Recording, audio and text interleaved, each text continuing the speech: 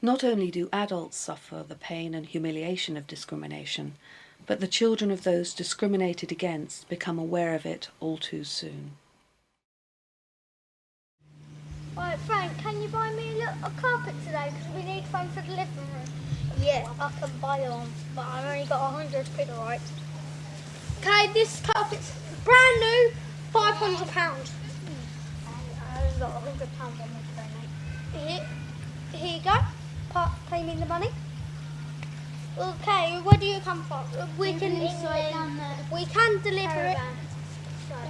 Is that the Travellers site down there? Yeah, down there. We can't sell it to Travellers. Why can't you sell it to Travellers? Because Travellers, every time they chaw everything. But not us. We haven't chawed off of you. But how come you can sell it to other people? That was gorgeous. Well, how come we buy it for Newmarket Fair, Cambridge Fair, they're all too dear. Here's your money back. I can't sell it. Alright, come on, let's go away from you. Jane Basham works to support the rights of ethnic minorities. I'm Jane Basham. I'm the Chief Executive of the Ipswich and Suffolk Council for Racial Equality, and we're known as ISCRI. For me, this project is all about educating the public about their rights, particularly their rights around discrimination. And through some of the work that we've done with groups like One Voice for Travellers and knowing the issues that particularly face the Gypsy traveller community, and that they're just accepting quite a lot of discrimination and not knowing perhaps where to go, or not feeling confident to know where to go, or even just putting up with it. For me, working with One Voice for Travellers on this project was really important to try and raise awareness amongst the Gypsy traveller community that this is happening.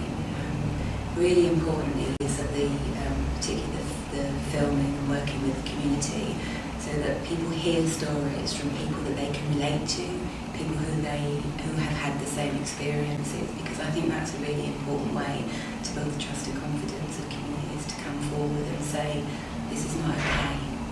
I'd like to say to any traveller who thinks that they're suffering discrimination or they're just not happy with something that's happened to them, it could be discrimination.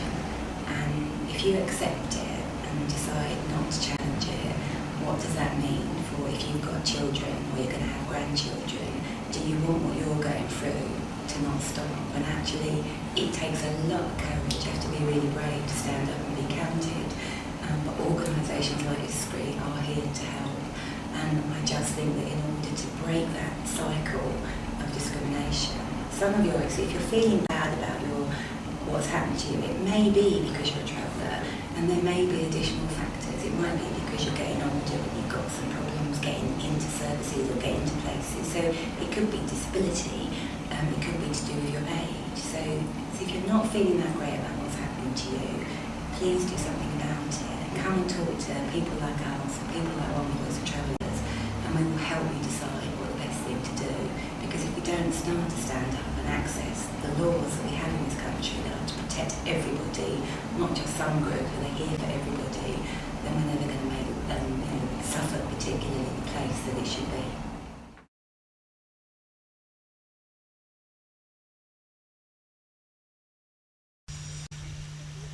Hello, Mr. Frank. Thank you for coming in to see me. I asked you to come and see me about your two sons. What about my two sons? Well, your two sons have been repeatedly fighting in the playground.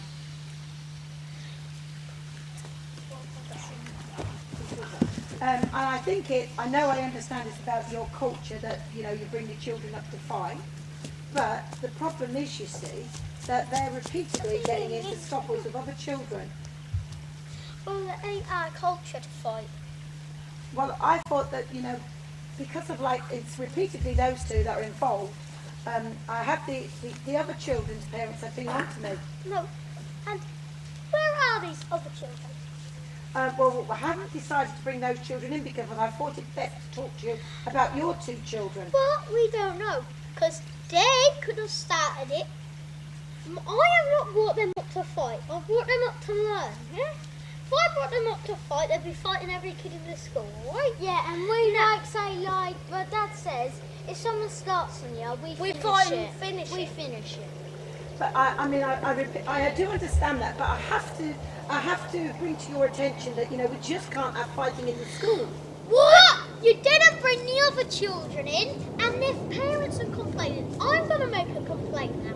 But the problem is, you see, I do understand, but you see, it's the culture of the gypsies. Why they keep to fight, you see. So we need to nip this in the bud by. No, we're raised every picture of the gypsy and travellers, you don't see them fighting, do you? You don't see them with your fists. Yeah, what do they see with their horses and wagons? I appreciate that, Mr. Frank, but the problem is, you see, your two children are always in the centre because, see, gypsies and travellers, they come in and out of the school continuously and they need to learn the system. Why are you keep being racist to us? I don't think it's just bad, I don't feel I'm being racist. I think it's your culture. No, you didn't bring the other two children in who were fighting with them.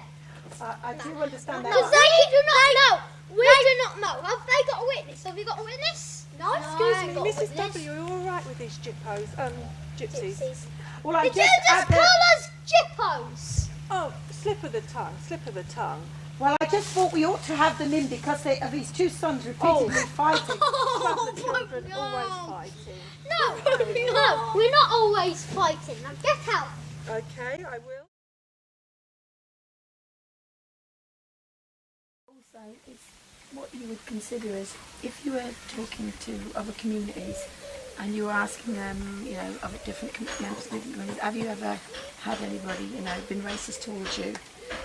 You'd have individual ones here and there would say yes. If you talk to Gypsy and Traveller community and ask them, had anybody been racist to you, it would all be yes. Because there isn't a member of the Gypsy and Traveller community at some point in their life or at some time that they haven't had some sort of form of discrimination or racial comments made about them. I think it's nice to think of the positives, and it is nice to think that somewhere somebody thought this DVD was worth making, and somebody somewhere believes that this DVD is worth showing. And I think for me, I've got to hold on to that, because if I don't, I'm petrified for my children and their future and my grandchildren. I want to believe, I don't know about the rest of you, but I want to believe it will change, because I don't want to think that my little niece is going to grow up in a world that's going to turn her away from somewhere because of who she is.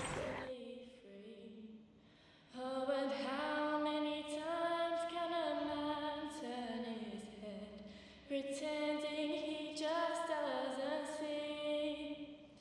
The answer, my friend, is blowing in the wind. The answer is blowing in the wind.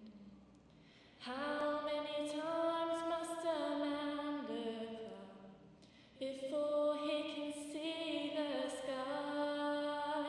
Oh, and how many ears must one man have before he can hear people cry?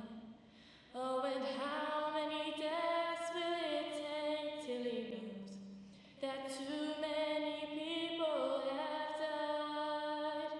The answer, my friend, is blowing in the wind. The answer is blowing in the wind. If you or anyone you know have been affected by anything you have seen in this film, please contact the following who are there to help.